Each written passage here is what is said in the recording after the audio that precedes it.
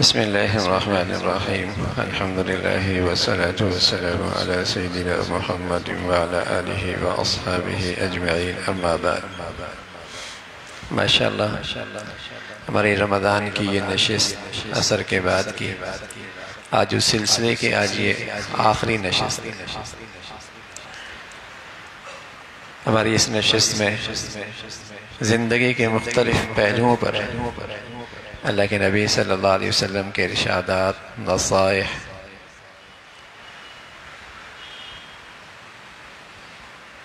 اور آپ کے احادیث کا سلسلہ جاری رہا۔ نیکیوں کا تذکرہ بھی آیا، برائیاں اور گناہوں سے بچنے کی فکر بھی پیدا کی گئی۔ آج ہم اپنی آخری نشست میں کچھ ایسی نیکیوں کا تذکرہ کرتے ہیں جن کی پابندی سے امید ہے کہ زندگی میں اطاعت کا دروازہ کھل جائے گا۔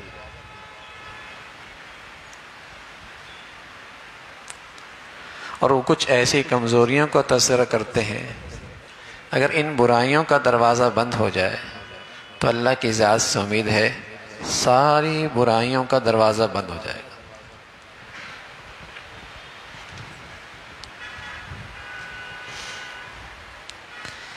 کچھ ایسی طاعت کا تذکرہ کہ امید ہے کہ ان کی پابندی سے دوسری طاعت کا سلسلہ بھی قائم ہو جائے۔ ان میں پہلی چیز یہ ہے کہ آپ کو اللہ نے جو اس رمضان میں اور رمضان کی جو مبارک زندگی اور عبادات اور اطاعت نصیب فرمائی ہے، اس پر ہر وقت اللہ کا شکر ادا کریں۔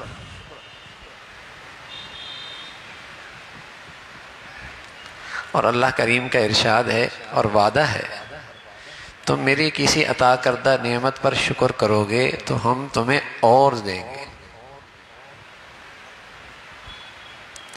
رمضان میں آپ کو تہجد ملے، تلاوت ملی، نمازیں ملی، جماعت ملی، صدقات اور خیرات کی توفیق نصیب ہوئی، نیکیاں ملی، اس پر دل سے اللہ کا شکر ہو تو انشاءاللہ یہ سلسلہ رکے گا نہیں، بڑھتا چلا جائے۔ نیکیوں کا دروازہ بند نہیں ہوگا، کھلتا چلا جائے گا۔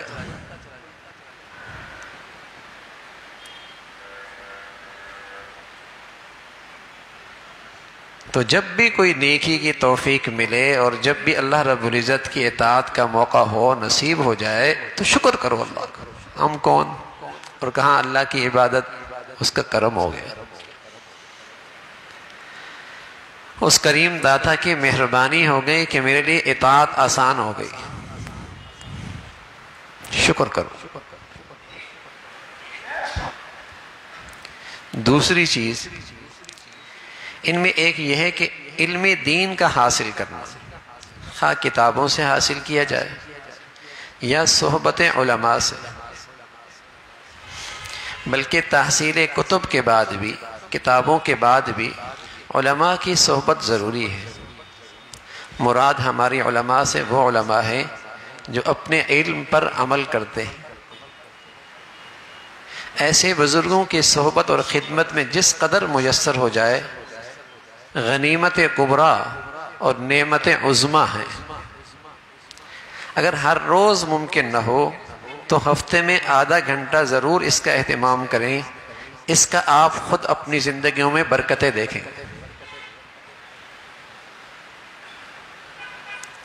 دین کا علم سیکھنا، دین والوں سے، علم والوں سے جن کا اپنے علم پر بھی عمل ہو، اگر یہ میسر آ جائے تو نعمت عظمیٰ ہے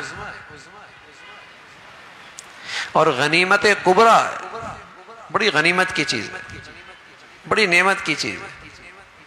ایسی صحبت مل جائے، فرمایا روزانہ ممکن نہ ہو تو ہفتے میں ہی میں ایک آدھا گھنٹہ دین سیکھنے کی نیت سے ان کی صحبت میں چلے جائیں۔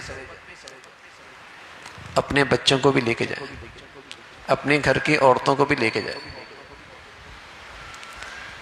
کسی بھی صاحب علم سے جو اپنے علم پہ عمل کرتا ہے، جس کی آپ کے دل میں عقیدت، احترام، عظمت، محبت ہے، تو میرے عزیزو ہفتے میں ایک بار تو ان کی صحبت میں چلے جاؤ دین سیکھنے کی نیت سے، ورنہ فتنوں میں پڑ جائیں گے میرے گھر والے، ورنہ فتنوں کا شکار ہو جائیں گی ہماری اولادیں، ورنہ ہمارے دل و دماغ پر بھی ایسی شکوک اور شبہات آ جائیں گے کہ ہوں گے بے دینی کے، سمجھ رہے ہوں گے دینداری، علم جو صحیح حاصل نہیں، صحیح صحبت جو میسر نہیں،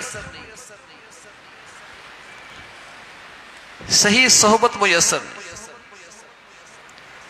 کسی بھی ایسے صاحب علم سے آپ کی مناسبت ہو جس کی صحبت میں بیٹھنے سے اللہ کی یاد پیدا ہوتی ہے، بات دل پہ اثر کرتی ہے، آخرت کی فکر نصیب ہوتی ہے، نیکیوں کا شوق پیدا ہوتا ہے، غنیمت کبریٰ ہے، اللہ تعالیٰ کی بہت بڑی نعمت ہے۔ ایسی صحبت اگر یہ کر لو گے تو نیکیوں کے دروازے کھلنا شروع ہو جائیں گے۔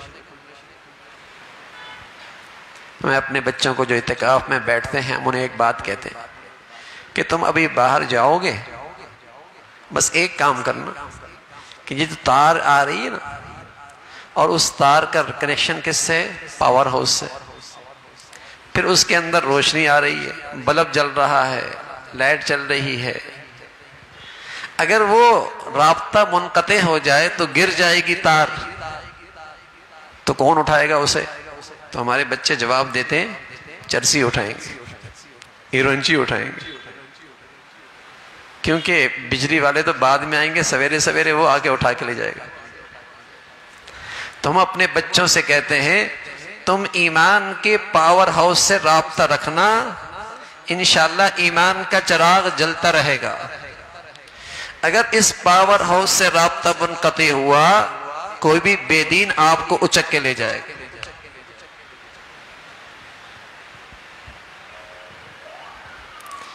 کوئی بھی بے دین آ کے آپ کو اچک کے لے جائے گا۔ یہ رابطہ باقی رہے، روشنی آتی رہے گی، دین کا ماحول، مسجد کا ماحول، صحبت کا علم، فتنوں سے بچے رہیں گے، اوپر نیچے ہوتے رہیں گے، حالات آتے رہیں گے، لیکن رابطہ نہ چھوڑنا، انشاءاللہ کھڑے رہو گے۔ حضور علیہ السلام فرمایا کرتے تھے المرء مع من احب، آدمی کل قیامت میں انہی کے ساتھ اٹھایا جائے گا جن سے وہ محبت کرتا ہے۔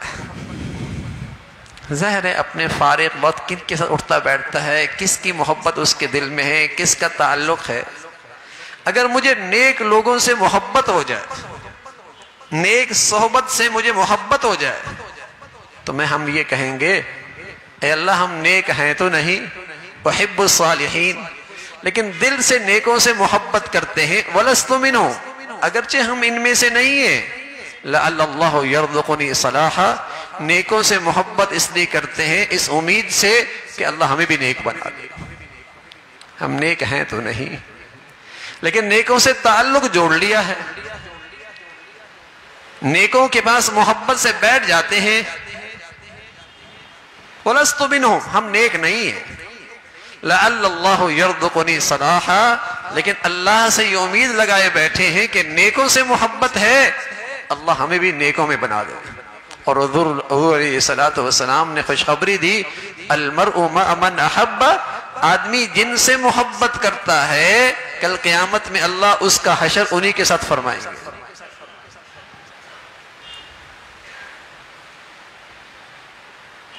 پاور ہاؤس سے رابطہ ضروری ہے، اور شیطان سب سے پہلے کرنے کا کام یہی کرتا ہے، رابطہ منقطع کر دیتا، رابطہ منقطع کر دیتا،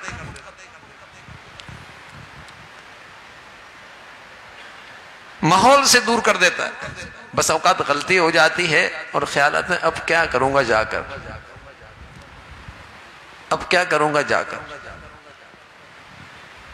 تو بھائی ڈاکٹر کے پاس دوائی لینی تو جاتے، طبیب کے پاس دوائی لینی کے تو جاتے، کبھی ایسا تو نہیں کیا کروں بعد دوبارہ پھر بیمار ہو گیا، کیا کروں دوبارہ ڈاکٹر کے پاس جانے کا کیا فائدہ ہوگا؟ ابھی ٹھیک ہوا تھا پھر بیماری لگ گئی، پھر ڈاکٹر کے پاس جانے کا کیا فائدہ ہوا؟ وہاں تو آپ ڈاکٹر کو اپنے گھر کا ڈاکٹر بنا لیتے، تعلق بنا لیتے ہیں کہ یہ ہمارا فیملی ڈاکٹر ہے، یہ ہمارا فیملی ڈاکٹر ہے۔ وہاں تو آپ یہ نہیں کہتے کہ بار بار بیمار ہونے کے بعد ڈاکٹر کے پاس جانے کا کیا فائدہ ہے؟ یہاں شیطان راستہ روکتا ہے، یار پھر غلط ہو گیا نا، پھر کیا کروں گا جا کر، پھر غلط ہو گیا نا کیا کروں گا جا کر۔ نہ میرے عزیزو، آتے رہو انشاءاللہ گریں گے کھڑے ہوں گے، گریں گے کھڑے ہوں گے، گریں گے کھڑے ہوں گے، اور انشاءاللہ ایک دن منزل نصیب ہو جائے گی۔ چھوٹا بچہ چلتا ہے اور گرتا ہے، اور پھر چلتا ہے اور پھر گرتا ہے، اور پھر چلتا ہے اور پھر گرتا ہے، کیا کرتی ہے ماں؟ آگے بڑھ کے اس کو اپنے گود میں لے لیتی، لیکن چلنا تو شروع کیا نا اس نے۔ ہم بھی اللہ کی طرف چل نکلے ہیں نا، گریں گے پھر چل پڑو، پھر گریں گے پھر چلو، پھر گریں گے پھر چلیں گے، آئے گی اللہ کی رحمت اپنے گود میں لے لے، کام بن جائے گا۔ بس چلنا نہ چھوڑنا، مایوس نہ ہونا کہ میں پھر گر جاتا ہوں۔ اگر بچہ گر کر مایوس ہو جائے تو کبھی چلنا سیکھے گا؟ کبھی نہیں چلنا سیکھے گا۔ وہ پھر ہمت کرتا ہے، پھر چلتا ہے، پھر گرتا ہے، پھر ہمت کرتا ہے، مایوس نہیں ہوتا۔ ہم کیوں مایوس ہوں؟ ہمارا تو رب رحمان ہے، رحیم ہے، پیار کرتا ہے، اور ماؤں سے پیار کرتا ہے۔ گریں گے چل پڑیں، پھر گریں گے پھر چل پڑیں گے، لیکن چلنا نہیں چھوڑیں گے۔ تو اس دین کے حلقے سے، دین کے ماحول سے، اس دین کی صحبت سے، اس سے اپنا تعلق نہ توڑیں۔ یہ نجات کا راستہ، یہ نجات کا راستہ۔ اور بالکل مایوس نہ ہو کہ ہم تو پھر گر پڑتے ہیں۔ شیطان مایوسی ڈالتا، ہم تو پھر گر کر پڑتے۔ ہمت کرنی ہے، کچھ بھی ہو ماحول سے جڑ جاؤ، ماحول میں آ جاؤ۔ کل ایک بچہ، میں ان سے پوچھ رہا تھا 10 دن میں کیسی گزری، 10 دن کیسے گزری؟ کہنے لگا باہر میرے پاس گاڑی گھر بنگلہ سب کچھ ہے، سب کچھ تھا، لیکن سکون نہیں تھا۔ یہاں آ کے مجھے سکون مل گیا۔ باہر میں سوچ بھی نہیں سکتا تھا کہ میں رات کو سوؤں گا بھی صحیح، یہاں مجھے میٹھی نیند آ جاتی۔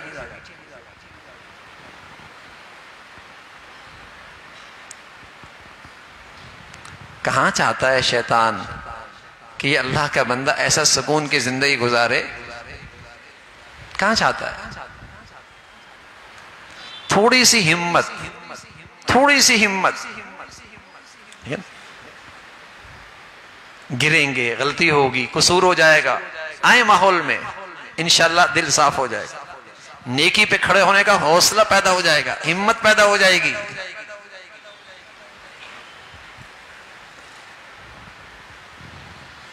ایک بچہ کہنے لگا میں نے زندگی میں کبھی قرآن ختم نہیں کیا، اور ایک بچے نے مجھے بتایا میں نے 10 دن میں 10 قرآن ختم کیے۔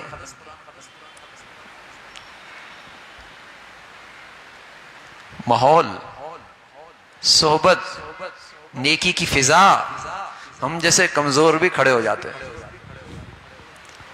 ہم جیسوں کو بھی حوصلہ مل جاتا ہے۔ تو اطاعت کا دروازہ کھل جائے گا۔ جو توفیق مل رہی ہے دل و جان سے شکر کرتے رہو۔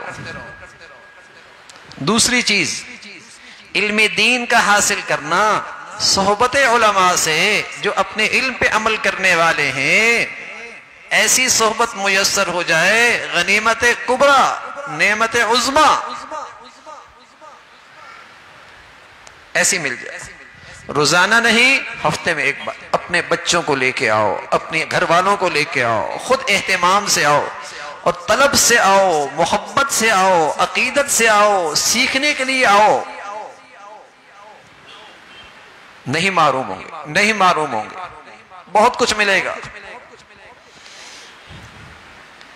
جسم کی صحت کے لیے تو بھائی روز ہی ایکسرسائز کرنی پڑتی ہے، روز ہی اس کے لیے دوائی کھانی پڑتی ہے، روز ہی اس کے لیے کچھ نہ کچھ کرنا پڑتا ہے۔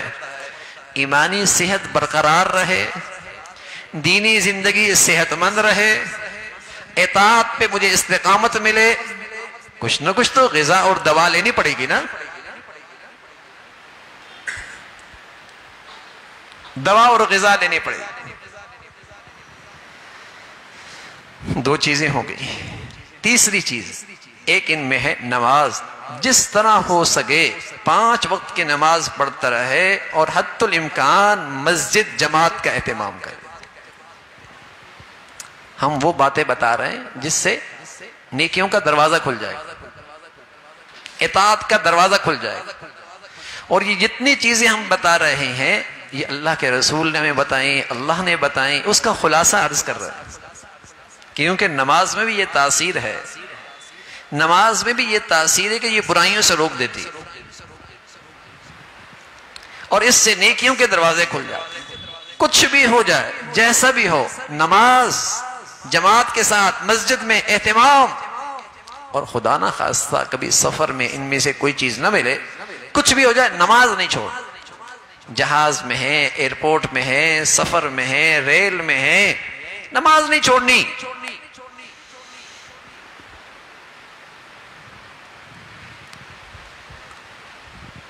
نماز کا اہتمام کرو، اور یہ چیز اپنے گھروں میں پیدا کرو، اپنے بچوں میں پیدا کرو، اپنے بچیوں میں پیدا کرو۔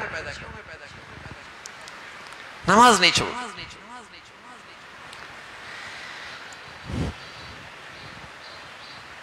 تین چیزیں ہو گئی۔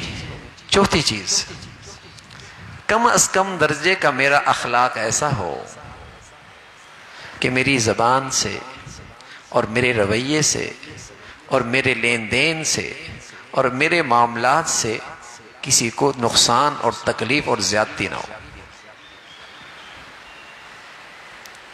بس اوقات غصہ قابو میں نہیں ہوتا اور ایسا کچھ کر بیٹھتا ہے کہ ساری زندگی افسوس کرتا ہے۔ زبان قابو بھی نہیں ہوتی، ایسا بول دیتا ہے کہ سامنے والی کی دلوں میں زخم ڈال دیتا ہے۔ اور میرے عزیزو، کسی مسلمان کے آبرو ریزی کرنا اتنا بڑا گناہ، اتنا بڑا گناہ، اتنا بڑا گناہ، اللہ کے نبی نے فرمایا ایسا جیسے بیت اللہ کو ڈھا دینا ہے۔ اور یہ غصے میں ہوتا ہے، اور زبان بے قابو ہے اس وجہ سے ہوتا ہے، زبان کا استعمال غلط ہے اس وجہ سے ہوتا ہے۔ تو کم از کم درجے کا اخلاق یہ ہو کہ میرے معاملات میں، میری معاشرت میں، میری زبان کے لحاظ سے میرے اخلاق کسی کو تکلیف نہ پہنچے۔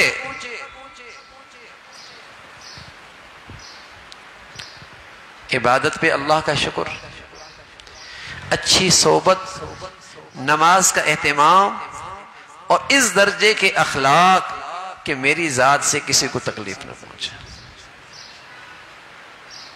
4 چیزیں ہو گئی۔ 5ویں چیز، رات کو جب سونے لگے روزانہ، رات کو جب سونے لگے روزانہ، یقیناً 24 گھنٹے میں، 12 گھنٹوں میں، 16 گھنٹوں میں کچھ نہ کچھ تو غلطی ہو ہی گئی ہو، یقیناً ہو گئی ہو۔ تو رات کو سونے سے پہلے تھوڑی دیر کے لیے بستر پہ اپنی زندگی کا جائزہ محاسبہ کر کے اپنے اللہ تعالیٰ سے سچی معافی مانگ لیں، روزانہ کر لیں۔ نیکی کی توفیق ہو رہی ہے، شکر کرے۔ صحبت پاور ہاؤس سے رابطہ رہے، نماز کا اہتمام ہو، اخلاق اس درجے کے کہ میری ذات سے کسی کو تکلیف نہ ہو، اور رات کو سونے سے پہلے تھوڑی دیر استغفار کا اہتمام۔ حکیم الامہ تھانوی رحمۃ اللہ علیہ فرمایا کرتے تھے یہ ایک ایسا عمل ہے کہ اس سے اچھا کامیابی کا اور آسان نسخہ اور سہل نسخہ ہو ہی نہیں سکتا کہ اگر یہ مر گیا تو رات کو توبہ کر کے مرا ہے، دن کو ہی مرے گا نا، یا رات کو مرے گا، اور رات کو یہ روز معافی مانگ لیتا ہے، گناہ پھر بھی ہو جاتے ہیں لیکن معافی مانگ لیتا ہے روزانہ، سچی معافی مانگتا ہے، پھر اپنی کمزوری پھر کر لیتا ہے. تو اگر مرے گا تو دامن میں ایک دن کے گناہ ہوں گے، اللہ ویسے ہی معاف فرما دے گا.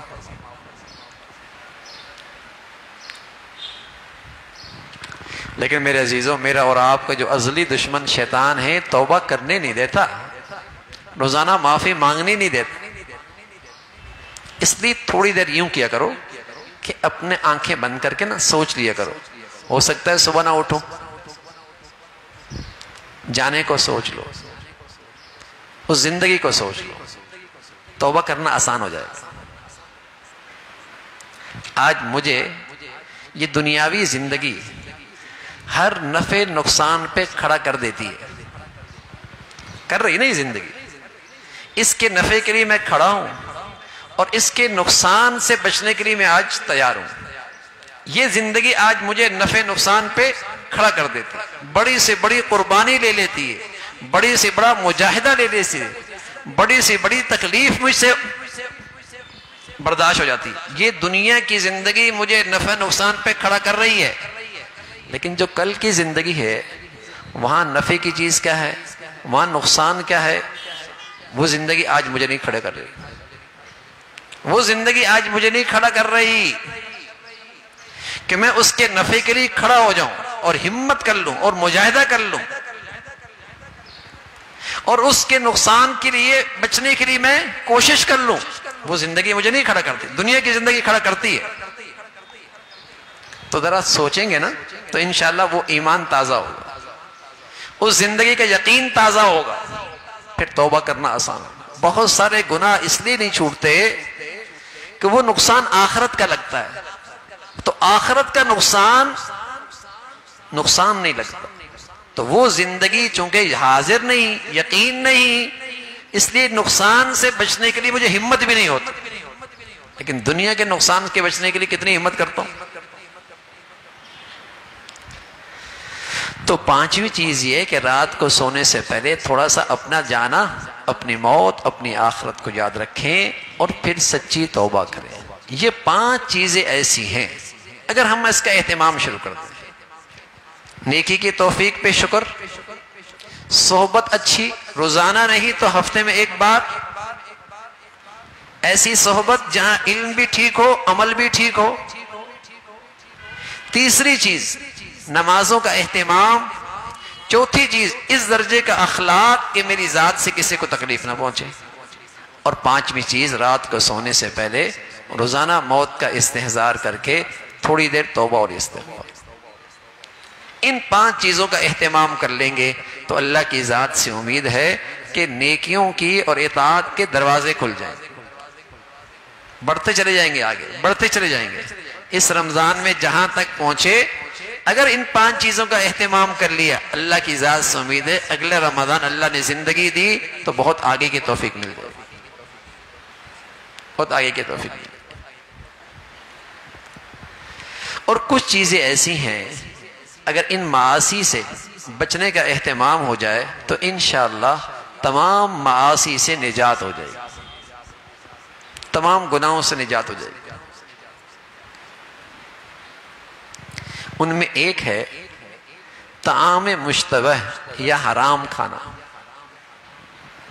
ایسا کھانا اور ایسی کمائی اور ایسی آمدنی جو حرام ہو یا مشتبہ ہو، اس سے بچنا،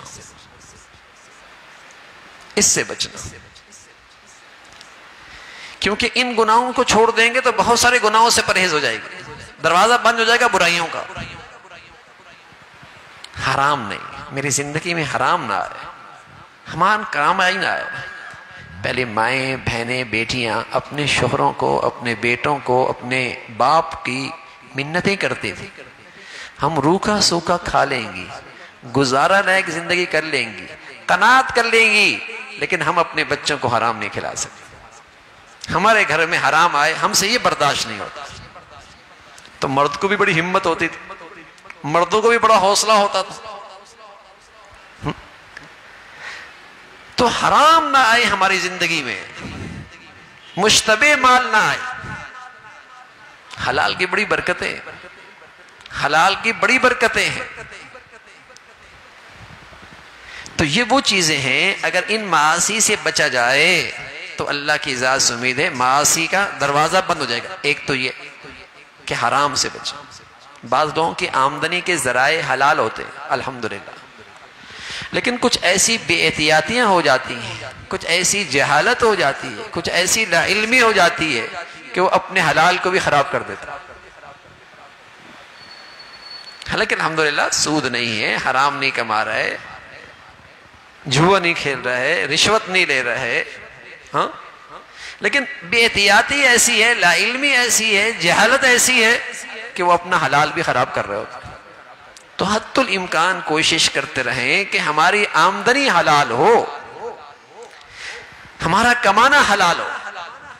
ایک تو حلال ہو، دوسری چیز ان میں ایک یہ ہے کسی غیر محرم عورت یا مرد سے، عورت کا مرد سے، مرد کا عورت سے کسی قسم کا علاقہ رکھنا، خواہ اس کو دیکھنا یا اس سے دل خوش کرنے کے لیے ہم کلام ہونا یا تنہائی میں اس کے پاس بیٹھنا یا اس کی پسند طبع کے موافق اس سے خوش کرنے کے لیے اپنے وضع اپنے کلام کو آراستہ کرنا، میں سچ عرض کرتا ہوں اس تعلق سے جو خرابیاں ہوتی ہیں اور جو وہ مصائب آتے ہیں جو تحریر میں نہیں آ سکتے۔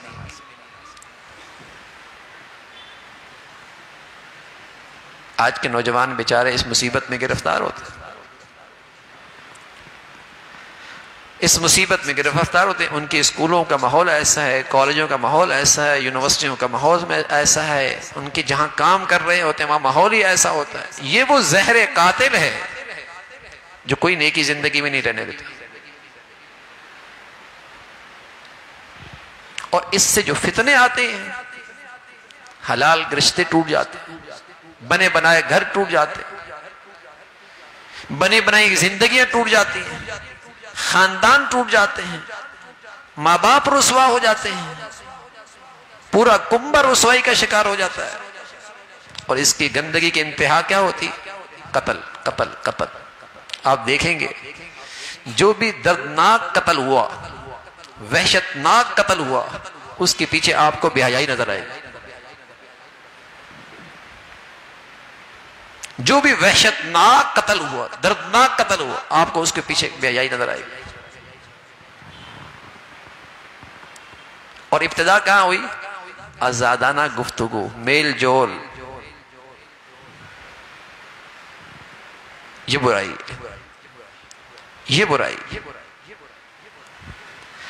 تو ان حرام چیزوں سے بچیں گے، یہ چند بنیادی چیزیں، حرام نہ کھائیں، حرام آمدنی نہ آئے، اور کسی غیر محرم سے ناجائز تعلق نہ ہو، ناجائز رابطہ نہ ہو، ناجائز واسطہ نہ ہو، حلال رشتے، حلال رشتے۔ جہاں حرام میں حلال آ گیا، حرام کا حلال میں دخل ہو گیا تو حلال رشتے ذبح ہو جاتے، حلال رشتوں کی محبتیں ختم ہو جاتی، حلال رشتوں میں اعتماد نہیں رہتا، حلال رشتوں میں بدگمانیاں آ جاتی ہیں۔ اور برائی کہاں کہ یہ آزادانہ ایک دوسرے سے ملتا ہے، اپنا حلال رشتہ خراب کرتا، اپنی حلال زندگیاں خراب کرتا، وہ اس پہ اعتماد نہیں کرتا، وہ اس پہ اعتماد نہیں کرتا، حلال رشتہ خراب۔ جس گھر میں جس حلال رشتے میں بدگمانی آ جائے وہ تو جہنم بن جاتی ہے۔ لیکن اس کا آغاز کہاں سے ہوتا ہے؟ ناجائز تعلق، غلط رابطے، ناجائز غلط میسج، غلط بات چیت، یہ اس کا آغاز ہوتا ہے، انتہا پھر شرمناک۔ یہ دو چیزیں ہو گئی۔ تیسری چیز یہ ہے کہ حد الامکان کوشش کرے کہ غیبت نہ کرے، غیبت نہ کرے۔ اس سے بہت سارے دنیاوی مفاسد بھی ہوتے ہیں اور اخروی مفاسد بھی آتے ہیں۔ آج کل بہت لوگ اس میں مبتلا ہیں، اور نمازی حاج دیندار بھی مبتلا ہیں۔ اس سے بچنے کا آسان طریقہ یہ ہے کہ بلا ضرورت شدیدہ نہ کسی کا تذکرہ کریں نہ سنیں، نہ کسی کا تذکرہ کریں نہ سنیں، اپنے کاموں میں مشغول رہیں۔ ذکر کریں تو اپنا کریں کہ اپنا دھندا تھوڑا ہے کہ ہمیں اوروں کی باتیں کرنے کی فرصت مل رہی ہے۔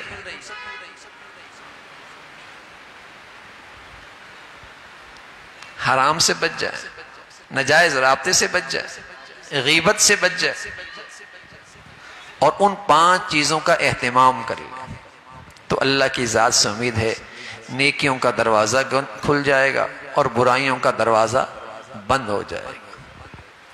اللہ تعالی ہمیں اس کی توفیق نصیب فرمائے بھائی، اللہ تعالی ہمیں اس کی توفیق نصیب فرمائے۔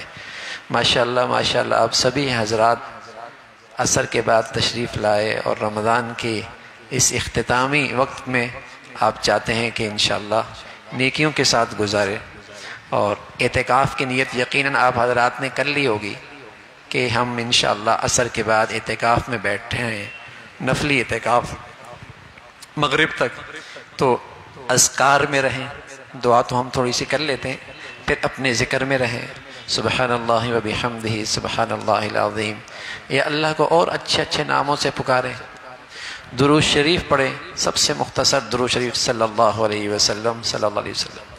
تلاوت قرآن کا جی چاہتا ہے تلاوت قرآن کریں، استغفار کی تسبیح پڑھ لیں، استغفر اللہ واتوب الیک، استغفر اللہ واتوب الیک، استغفر اللہ الذی لا الہ الا هو الحی القیوم، جو آپ کو استغفار آتا ہے، اور اس بات کو ذہن میں رکھ کر کہ اللہ جو آپ نے نیکیوں کی توفیق نصیب فرمائی، اس میں جو کمیاں رہ گئیں معاف فرما دے، اس میں جو کمیاں رہ گئیں معاف فرما دے، استغفار کی کثرت ہو، اور جو وقت قریب آ جائے پھر اللہ کے سامنے دعا کے لیے ہاتھ اٹھا لیں، اور اپنی انفرادی دعائیں اللہ سے خوب مانگیں۔ یہ گھڑی پھر کس کو نصیب ہوتی ہے نہ جانے، ہاں یہ گھڑی کس کو نصیب ہوتی ہے۔ اور میں نے عرض کیا تھا جمعے میں بھی کہ حضرت فاطمہ فرمایا کرتی تھی کہ میرے ابا جان نے بتایا ہے کہ ایک گھڑی جمعے میں ایسی ہے کہ جس شخص کی دعا بھی ہوگی اللہ اس دعا کو ضرور قبول فرمائیں گے۔ تو آپ خود جو اہتمام کرتی تھی جمعے کے دن دعا کا اہتمام، خاص طور پہ عصر سے مغرب کے درمیان، اپنی خادمہ سے کہہ رکھا تھا کہ میں کسی بھی کام میں مشغول ہوں مجھے بتا دیا کرو، جب جمعہ کے وقت ختم ہو رہا ہو تو مجھے بتا دیا کرو، میں سارے کام چھوڑ کر اللہ کی طرف متوجہ ہو جاؤں گی۔ تو آج الحمدللہ رمضان کا آخری دن بھی ہے، رمضان کا اختتام بھی ہے، جمعہ بھی ہے، اور جمعے کی عصر کی گھڑی بھی ہے، تو ہم پورے یقین اور اعتماد کے ساتھ اللہ سے مانگیں، اور سب کچھ مانگیں، دنیا مانگیں، آخرت مانگیں، اپنے ملک کے لیے مانگیں، اپنے بچوں کے لیے مانگیں، اپنے لیے مانگیں، اور سب سے پڑھ کر ہدایت پہ استقامت مانگیں، دینداری پہ استقامت مانگیں، ہاں ایمانی زندگی پہ استقامت مانگیں، یہ خوب مانگیں اللہ تعالیٰ سے، تو انشاءاللہ اللہ کی ذات سے امید ہے کہ اس مبارک گھڑی کی برکت سے ہمیں انشاءاللہ پورے سال اللہ اپنی اطاعت اور فرما برداری نصیب فرما دیں گے۔ ساتھی کھجور دے دیں گے، پانی دے دیں گے، بس زیادہ تکلف کا ماحول نہ ہو، اور ساتھی یکسوئی کے ساتھ چونکہ عبادت کر رہے ہوتے ہیں تو کسی کو تکلیف بھی نہ ہو، عبادت کا ماحول زیادہ بنا جائے، عبادت کا ماحول زیادہ ہو، انفرادی عبادت ہو، اور انشاءاللہ روزے کے لیے کوئی نہ کوئی چیز ہمارے سامنے آ ہی جائے گی، ٹھیک ہے نا، اور اس کا زیادہ اہتمام نہ ہو، اور زیادہ اس میں انتشار کا ماحول بھی نہ ہو، یکسوئی کے ساتھ عبادت میں لگے رہیں۔ اللہ رب العزت ہم سب کو توفیق نصیب فرمائے۔ اللہم لک الحمد کلو ولک الشکر کلو، اللہم لک الحمد کلو ولک الشکر کلو، اللہم اعنا علی ذکرک و شکرک و حسن عبادتک، اللہم اعنا علی ذکرک و شکرک و حسن عبادتک، اللہم اعنا علی ذکرک و شکرک و حسن عبادتک، اللہم انا نسألک العفو والعافیة فی الدنیا والآخرہ، اللہم انا نسألک العفو والعافیة فی الدنیا والآخرہ، اللہم انا نسألک العفو والعافیة فی الدنیا والآخرہ، ربنا آتنا فی الدنیا حسنة وفی الآخرة حسنة وقنا عذاب النار، ربنا آتنا فی الدنیا حسنة وفي الآخرة حسنة وقنا عذاب النار، ربنا تقبل منا إنك أنت السميع العليم، ربنا تقبل منا إنك أنت السميع العليم، وتب علينا إنك أنت التواب الرحيم، وصلى الله على سيدنا محمد وعلى آله وأصحابه أجمعين برحمتك۔